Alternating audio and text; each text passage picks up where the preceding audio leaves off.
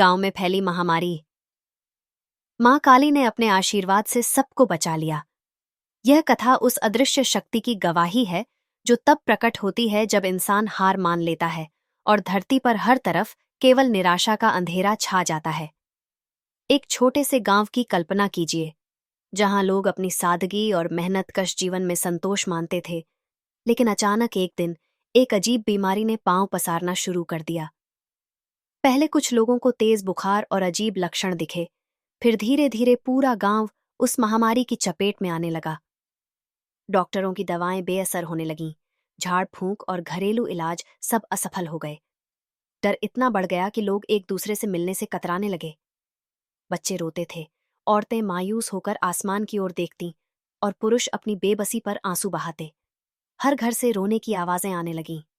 इसी दौरान कुछ बुजुर्गों ने कहा, यह साधारण बीमारी नहीं है, यह कोई दैवी चेतावनी है।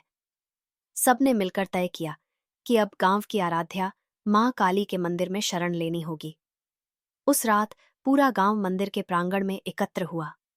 कोई पूजा की थाली लेकर आया, कोई जल का लोटा, तो कोई केवल आंसुओं से भीगी आंखें लेकर।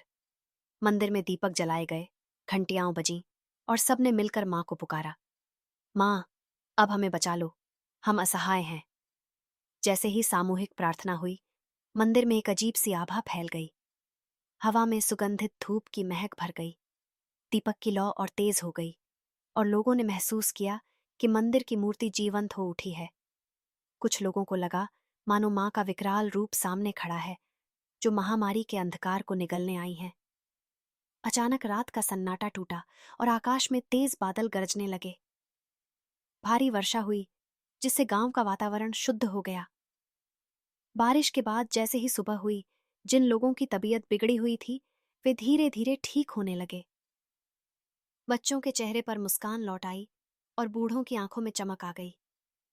लोग हैरान थे कि यह चमत्कार कैसे हुआ, लेकिन भक्तों का विश्वास था कि यह मां काली की करुणा थी।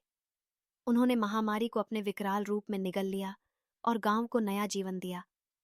यह घटना गांव के लिए केवल बीमारी से मुक्ति नहीं थी, बल्कि भक्ति और विश्वास का पुनर्जन्म थी। अब लोग हर संकट में सबसे पहले मां को पुकारने लगे और हर शुभ कार्य मां के चरणों में समर्पित करने लगे। यह कथा हमें यही सिखाती है कि जब विज्ञान और प्रयास विफल हो जाए, तब भी विश्वास की ज्योति बुझनी नहीं चाहिए। मां काली केवल विनाश की देवी नहीं है, वे अपने भक्तों के लिए जीवनदायिनी भी हैं।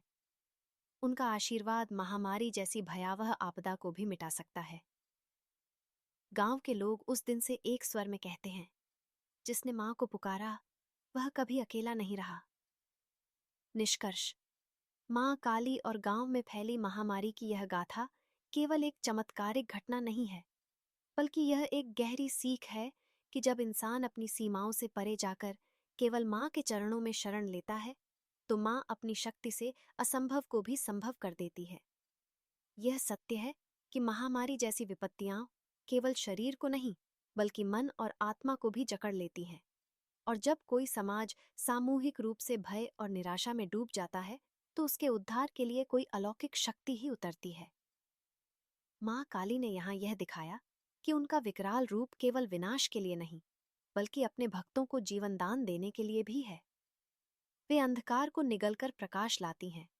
वे महामारी जैसे संकटों को अपनी शक्ति से भस्म करती है। इस घटना ने गांव के हर इंसान को यह एहसास कराया कि भक्ति केवल मंदिर की दीवारों तक सीमित नहीं होती, बल्कि सच्चा विश्वास मां को बाध्य कर देता है कि वे अपने भक्तों की रक्षा करें। जब इंसान विज्ञान, धन या किसी और साधन पर भरोसा छोड़कर पूरी श्रद्धा से मां का नाम लेता है, तो मां उसकी पुकार जरूर सुनती है।